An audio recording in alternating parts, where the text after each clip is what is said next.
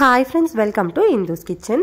இன்னைக்கு நம்மளோட கிச்சன்ல இட்லி, தோசை, சப்பாத்தி, ஆப்பம், இடியாப்பம் கூடலாம் தொட்டு சாப்பிட்ற மாதிரி ஒரு டேஸ்டான திருநெல்வேலி ஸ்பெஷல் சொதி எப்படி செய்யறதுன்னு பார்க்கலாம்.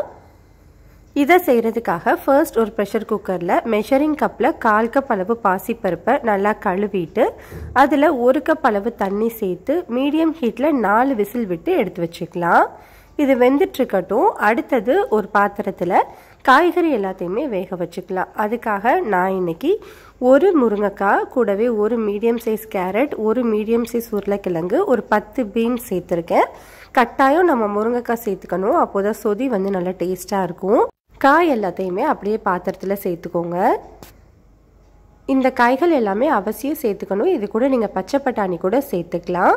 இந்த காய்க்கு தேவையான அளவு உப்பு, ஒரு டீஸ்பூன் கல்லுப்பு சேர்த்துக்கலாம். கூடவே ஒரு 1/4 டீஸ்பூன் அளவு மட்டும் மஞ்சள் தூள், இது கூடவே 1/2 இன்ச் அளவு இஞ்சி, ஒரு 2 பச்சை மிளகாயை மிக்சியில் சேர்த்துட்டு தண்ணி எதுவுமே சேர்க்காம கொரகொரப்பாக அரைச்சிட்டு சேர்த்துக்கோங்க. நீங்கள் கல் உரலில் கூட இது ரெண்டையுமே நல்லா இடிச்சிட்டு சேர்த்துக்கலாம், அதுவுமே நல்லாயிருக்கும். இப்போ இந்த காய்க்கு தேவையான அளவு தண்ணி, அதாவது இந்த காய் எல்லாமே மூழ்கிற அளவு மட்டும் தண்ணி சேர்த்துக்கிட்டோன்னா போதும், அதிகமாக தண்ணி சேர்க்க வேண்டாம். இது எல்லாத்தையுமே நல்லா மிக்ஸ் பண்ணி விட்டுட்டு மீடியம் ஹீட்டில் ஒரு 10 நிமிஷம் மட்டும் வேக வச்சுக்கோங்க.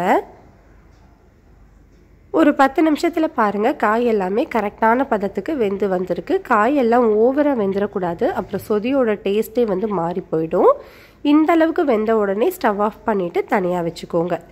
நம்ம சைடில் வந்து வேக வச்சுருந்தோம் இல்லையா பாசிப்பருப்பு, அதுவும் வெந்து வந்துடுச்சு. ப்ரெஷர் ரிலீஸ் ஆனதுக்கப்புறம் ஓப்பன் பண்ணி மசிச்சுட்டு தனியாக வச்சுக்கலாம்.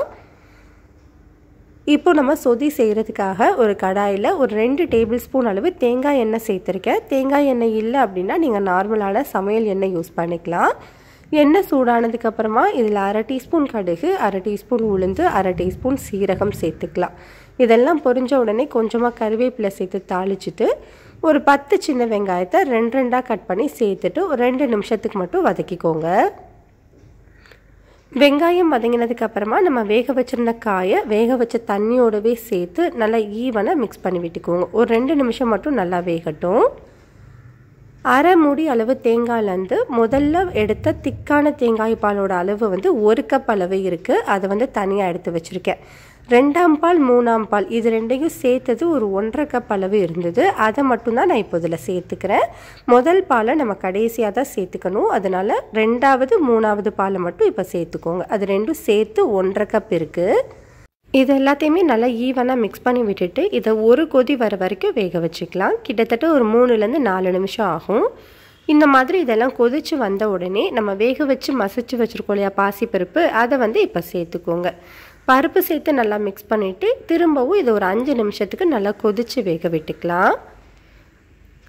காய் எல்லாமே நல்லா கொதித்து வெந்ததுக்கப்புறமா ஸ்டவ்வை ஆஃப் பண்ணிக்கோங்க. ஸ்டவ்வை ஆஃப் பண்ணதுக்கு அப்புறமா தான் நம்ம வந்து முதல் தேங்காய் பால் சேர்த்துக்கணும்.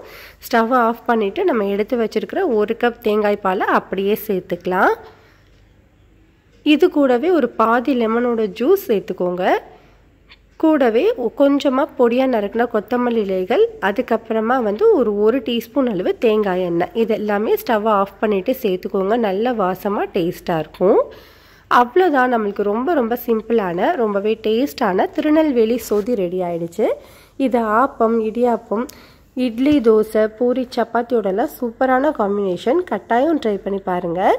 இந்த ரெசிபி உங்களுக்கு பிடிச்சிருந்ததுன்னா லைக், ஷேர், சப்ஸ்கிரைப் பண்ணிக்கோங்க. கூடவே பெல் பட்டனையும் கிளிக் பண்ணிவிட்டு ஆளுங்கிற பட்டனையும் கிளிக் பண்ணிக்கோங்க. அப்போது தான் நம்ம போடுற வீடியோஸ் உடனே உங்களுக்கு நோட்டிஃபிகேஷனில் வரும்.